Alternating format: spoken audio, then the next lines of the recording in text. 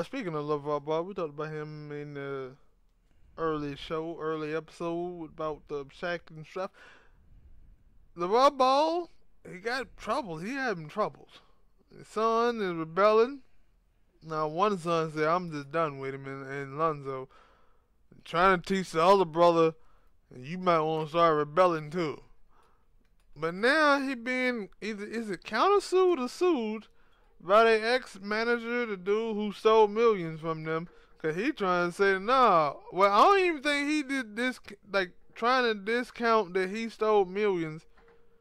But I guess he's trying to say, LaVar money, while I was stealing millions, LaVar was over there stealing it with me.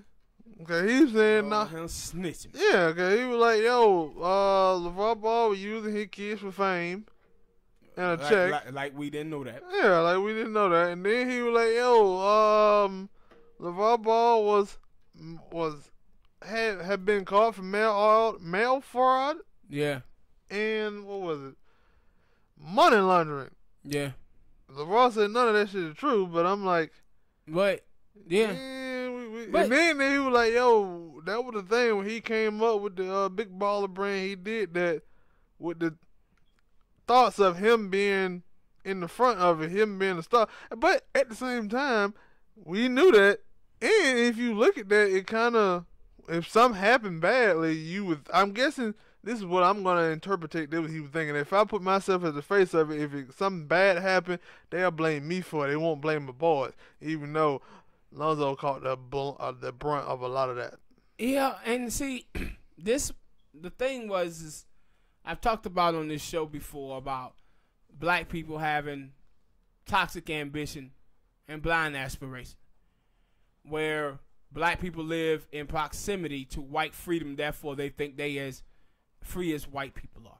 So when you saw Ball and he's coming out telling you, hey, we gonna do this shoe thing, you know that this is toxic ambition because you know he's African American and he come from 244 years of slavery, 100 years of Jim Crow, and held out of wealth. So the thing that he's trying to do, he doesn't have the wealth behind it to make it a success.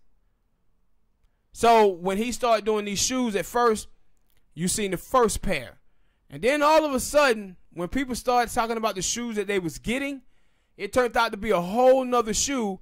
And what he did was he took this company that was already selling the shoe, and he just took their shoe and put 3 B's on it. But that company was the one who was making more of the money off of it. And see, this is the problem when we talk about black people not having any wealth. When LeBron James is not in an opportunity to own a Nike, so he has to work for Nike, sign with Nike, and Nike make all the money. The NBA, the NFL, all of these people, the music industry is making all of this money off of black people's talent and black people's culture. And the reason why that is because of slavery, because of Jim Crow, because we don't have any wealth. So when you see this dude coming out now snitching on LaVar Ball, all of it makes sense. You knew he was going to be trying to take some shortcuts. Why? Because he don't have the money to do the thing that he was saying that he want to do or try to do.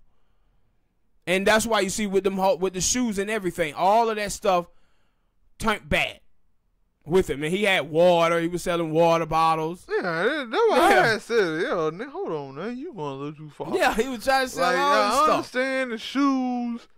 If you want your own shoe, everybody want if you're a ball player. If you're a ball player, you want you some shoes. Hell, I ain't seen rappers with shoes. So I understand you want your own signature thing. But you out here trying to sell water.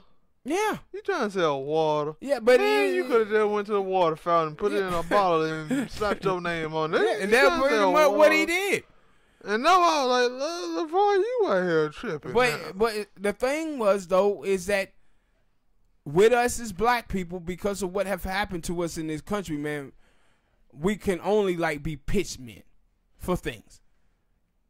And that's and when you... Like LaVar Ball, he was being a pitch man, and like he said, my son, he didn't live up to his side of the bargain, so he flamed out. So I made 2 more. Yeah, Lonzo flamed out, but Lonzo was still the dude who supposed to push and make Baller brand famous, but he didn't live up to that end. So you can understand that, yeah, LaVar Ball was going to be out here trying to take some shorts. And the reason being is because he don't have the wealth to back up his ambition. And it's the same thing with like in America, black people that come from slavery or whatever, we have a ceiling, bro, because of that wealth. And the black people who didn't have a ceiling, and black people who, that 4% of black people who got Reconstruction, got part of the New Deal, and those black people between 1964 and 1982 that was on the board for those programs during that era before they start slicing all of those things. Those black people can reach heights because they come from those programs. They were built by those programs. But for black people who wasn't, nah, we kind of got a ceiling, bro. And that's why you talk about fighting for reparation and Reconstruction. That's why it's pivotal to black America. All right, people, hit that like button, subscribe.